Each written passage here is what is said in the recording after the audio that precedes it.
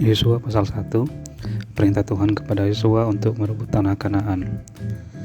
Sesudah Musa hamba Tuhan itu mati, berfirmanlah Tuhan kepada Yosua bin Nun, abdi Musa itu, demikian: Hambaku Musa telah mati, sebab itu bersiaplah sekarang seberangilah sungai Yordan ini, engkau dan seluruh bangsa ini, menuju negeri yang akan kau berikan kepada mereka, kepada orang Israel itu.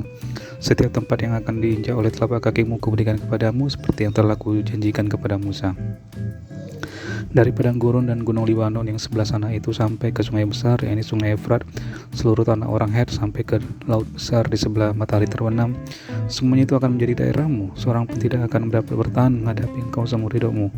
Seperti aku menyertai Musa, demikian aku akan menyertai engkau. Aku tidak akan biarkan engkau dan tidak akan meninggalkan engkau. Kuatkan dan teguhkanlah hatimu, sebab engkaulah yang akan memimpin bangsa ini memiliki negeri yang kujanjikan dengan bersumpah kepada nenek moyang mereka untuk diberikan kepada mereka.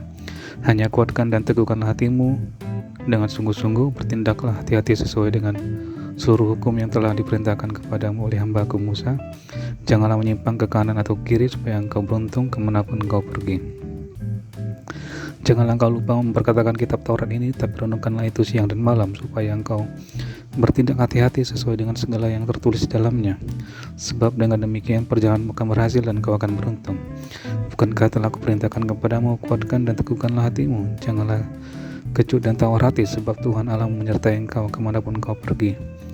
Lalu Yosua memberi perintah kepada pengatur-pengatur pasukan bangsa itu, katanya, jalanilah seluruh perkemah dan perintahkanlah kepada bangsa itu, demikian: sediakanlah bekalmu, sebab dalam 3 hari kamu akan menyeberangi sungai Yordan ini untuk pergi menduduki negeri yang akan diberikan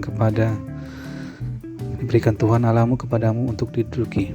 Kepada orang Yuben, kepada orang Gad, dan kepada suku Manasye yang setengah itu berkatalah Yosua demikian: ingatlah kepada perkataan yang dipesankan Musa hamba Tuhan itu kepadamu, yakni Tuhan Allah mengaruniakan keamanan kepadamu dan memberikan kepadamu negeri ini.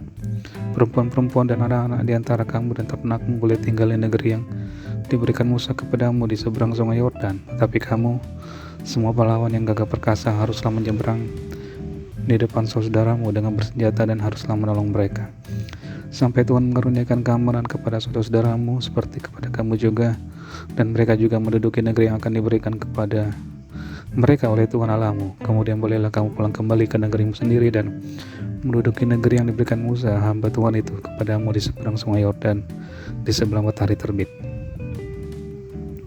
Lalu mereka menjawab Yosua, katanya, segala yang kau perintahkan kepada kami akan kami lakukan, dan kemanapun kami akan kau suruh kami akan pergi. Sama seperti kami mendengarkan perintah Musa, demikianlah kami akan mendengarkan perintahmu. Hanya Tuhan Allahmu kiranya menyertai engkau seperti yang menyertai Musa.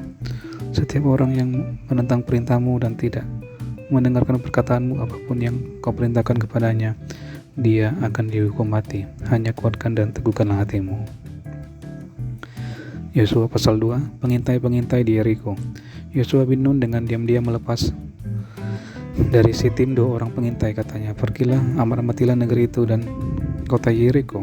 Maka pergilah mereka dan sampailah mereka ke rumah seorang perempuan sundal yang bernama Rahab, lalu tidur di situ. Kemudian diberitahukanlah kepada Raja Yeriko demikian: tadi malam ada orang datang kemari dari orang Israel untuk menyelidik negeri ini. Maka Raja Yeriko menyuruh orang kepada Rahab, mengatakan, bawalah keluar orang-orang yang datang kepadamu itu, yang telah masuk ke dalam rumahmu, sebab mereka datang untuk menyelidik seluruh negeri ini. Tetapi perempuan itu telah membawa dan menyembunyikan kedua orang itu. Berkatalah ia, memang orang-orang itu telah datang kepadaku, tetapi aku tidak tahu dari mana mereka. Dan ketika pintu gerbang hendak ditutup menjelang malam, maka keluarlah orang-orang itu. Aku tidak tahu kemana orang-orang itu pergi. Segeralah kejar mereka, tentulah kamu dapat menyusul mereka. Tetapi perempuan itu telah menyuruh keduanya naik ke suatu rumah dan menyembunyikan mereka di bawah timbunan batang rami yang ditebarkan di atas soto itu. Maka pergilah orang-orang itu mengejar mereka ke arah sungai Yordan, ke tempat penyeberangan, dan ditutuplah pintu gerbang. segera sesudah pengejar-pengejar itu keluar.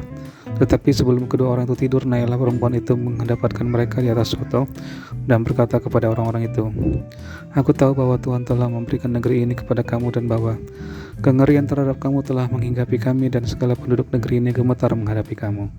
Sebab kami mendengar bahwa Tuhan telah mengeringkan air laut di Taberau di depan kamu ketika kamu berjalan keluar dari Mesir dan apa yang kamu lakukan kepada kedua raja orang Amori yang di seberang sungai Yordan itu, yakni kepada Sihon dan Og yang telah kamu tumpas. Ketika kami mendengar itu, tawarlah hati kami dan jatuhlah semangat setiap orang menghadapi kamu, sebab Tuhan Allahmu ialah Allah di langit di atas dan di bumi di bawah. Maka sekarang bersumpahlah kiranya demi Tuhan bahwa karena aku telah berlaku ramah terhadapmu, kamu juga akan berlaku ramah terhadap kaum keluargaku, dan memberikanlah kepadaku suatu tanda yang dapat dipercaya, bahwa kamu akan membiarkan hidup ayah dan ibuku, saudara-saudaraku yang laki-laki dan yang perempuan dan semua orang-orang mereka, dan bahwa kamu akan menyelamatkan nyawa kami dari maut."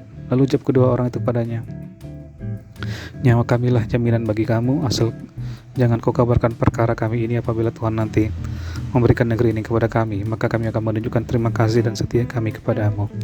Kemudian perempuan itu menurunkan mereka dengan tali melalui jendela, sebab rumahnya itu letaknya pada tembok kota, jadi pada tembok itulah ia diam. Berkatalah ia kepada mereka, "Pergilah ke pegunungan supaya pengejar-pengejar itu jangan menemui kamu, dan bersembunyilah di sana 3 hari lamanya sampai pengejar-pengejar itu pulang. Kemudian bolehlah kamu melanjutkan perjalananmu." Kedua orang itu berkata kepadanya, "Kami akan bebas dari sumpah kami ini kepadamu yang telah kau suruh kami ikrarkan. Sesungguhnya apabila kami memasuki negeri ini, haruslah tali dari benang kirmizi ini kau ikatkan pada jendela tempat engkau menurunkan kami dan ayahmu serta ibumu serta saudara-saudaramu serta seluruh kaum keluargamu kau kumpulkan di rumahmu. Setiap orang yang keluar dari pintu rumahmu harus sendiri menanggung akibatnya kalau darahnya tertumpah, dan kami tidak bersalah. Tetapi siapapun juga yang ada di dalam rumahmu, jika ada orang yang menciderainya,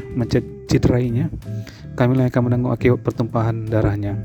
Tetapi jika engkau mengabarkan perkara kami ini, maka bebaslah kami dari sumpah kepadamu itu yang telah kau suruh kami ikrarkan." Perempuan itu pun berkata, "Seperti yang telah kamu katakan, demikian akan terjadi." Sudah itu dilepaskannya orang-orang itu pergi, maka berangkatlah mereka. Kemudian perempuan itu mengikatkan tali kirmizi itu pada mereka. Mereka pun pergilah dan tiba di pegunungan. Mereka tinggal di sana 3 hari lamanya sampai pengejar-pengejar itu pulang.